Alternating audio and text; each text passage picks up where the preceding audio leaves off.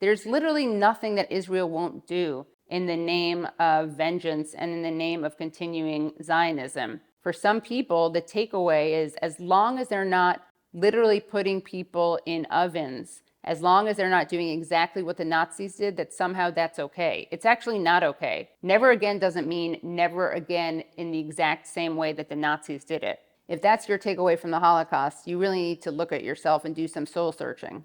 I'm Jewish. I lost members of my family during the Holocaust, and the truth is, Israel does not represent me. Israel does not make me safer. In fact, it puts me and all Jews in greater danger, because as Israel commits these crimes against humanity and live streams them, and in some cases gleefully live streams them, we've seen soldiers doing this, Israel doing that and saying it's in the name of Jews, that will create anti-Semitism. The idea that Israel represents all Jews is in itself an anti-Semitic idea. The dual loyalty trope says that all Jews are a monolith and we're all loyal to Israel and we can't be trusted to be loyal to other governments, regardless of where we live.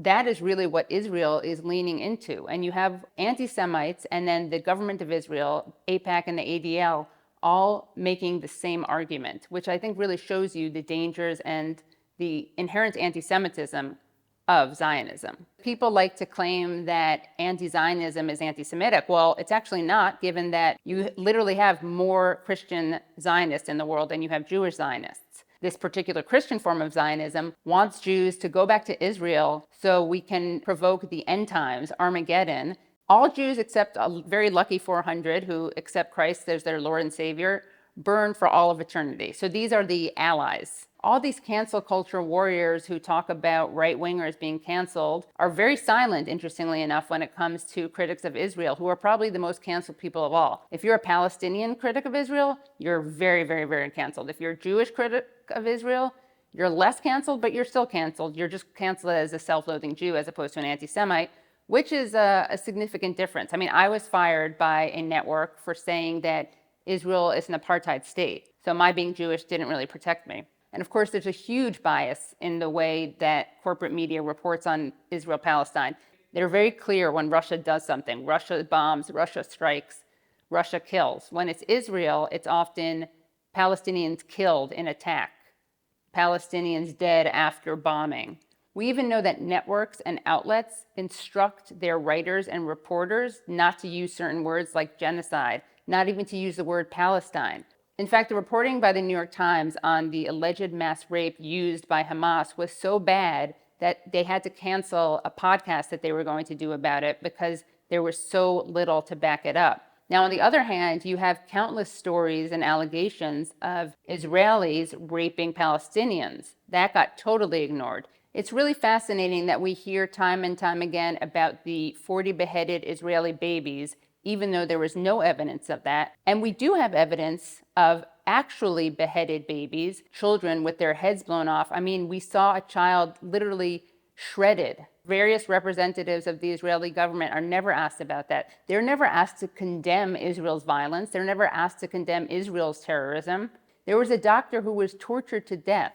If you don't already feel disturbed by the images of Palestinians or the stories of Palestinians, the story of Hind Rajab, who was left in a car to die when she was begging for help, and Israeli soldiers shot up the car and shot up the ambulance trying to rescue this girl. If that doesn't haunt you, I would really urge you to imagine this happening to a Jewish child during the Holocaust. I think that Jews should understand this, if anything, more than other people, because of our history of being targeted, of being otherized, of being compared to vermin, of attempted extermination, of genocide and ethnic cleansing, and of the world looking the other way. That is something that we have to remember. That happened to us. We can't let that happen to other people. That's not justice. That's not how we honor those killed in the Holocaust. Everything that Israel tells you about its founding, about its history, and about its role today is a lie. Some people think, oh, Israel was founded for Holocaust survivors, and then it got greedy and took over too much land and ruined its founding mission, which was to be a safe haven for Jews.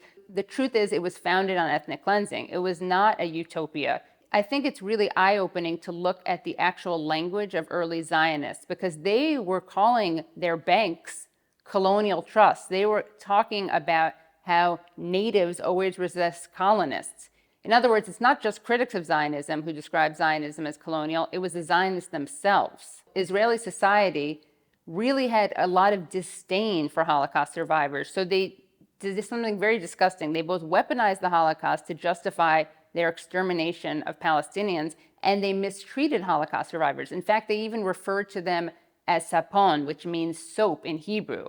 And that was because there was a myth that Nazis turned Jewish bodies into soap. It's not true, but that was a myth. And the important thing is that people thought that was true, and they thought it would be appropriate to call survivors by that name. Israel wanted to create a new Jew that was armed, that was working the land. They were ashamed of the Jews who were killed. They thought that they went to their slaughter like sheep. They were ashamed of Jews who were religious, Jews who were scholars, Jews who were also cosmopolitan. They really did, ironically, internalize a lot of anti-Semitism. There were Zionist bombings in the Middle East that were used to scare people into emigrating out of Iraq, out of Morocco, and into Israel. That's how little they cared about Jewish people. They bombed synagogues in order to get people to leave the Middle East and go to Israel, where they would be mistreated, which is what happened to Mizrahi Jews. Some were basically put into camps. They rejected Yiddish, which was spoken by Eastern European and diasporic Jews, and they also rejected Arabic, which was spoken by Mizrahi Jews of the Middle East. Yiddish is an amazing language, and it's dying out, and the reason it's dying out is because Israel chose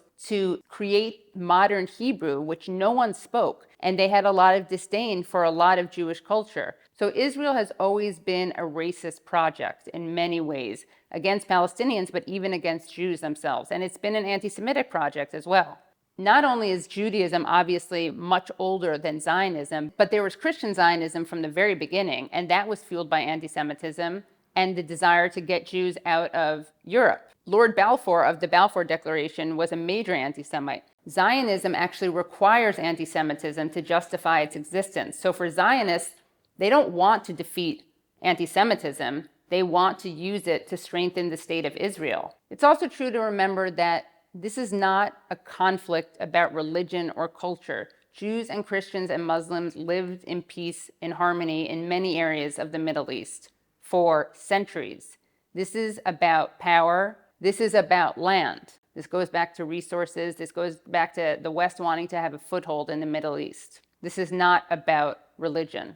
Jewish anti-Zionism has existed since Zionism. A lot of Jews opposed Zionism because they, I would say rightly, predicted it would create anti-Semitism. There's a very rich radical history of Jewish internationalism. During the Spanish Civil War, which many people see as the dry run for World War II, among all the international brigades, so all the volunteers who left their countries to fight in a war against fascism, the most common language spoken was Yiddish, which speaks to this tradition. If we look at so many struggles like the civil rights movement in the United States, there were lots of Jews involved in that. Jewish people were overrepresented in that movement. If you look at South Africa, some of the most active anti-apartheid activists were Jewish. That's the tradition that I'm proud to be part of, not a tradition which weaponizes trauma, tragedy, and the Holocaust to kill more people. Israel is unsustainable. There's no coming back from this. Something new needs to be created.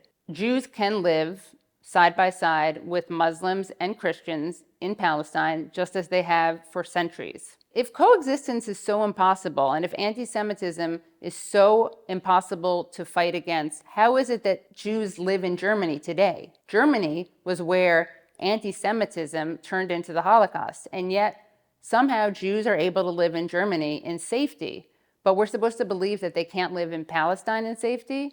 Palestine is not the country that created Adolf Hitler. Palestine is not the country that created the Holocaust. The biggest threat to Jewish safety is not a free Palestine, it's Zionism.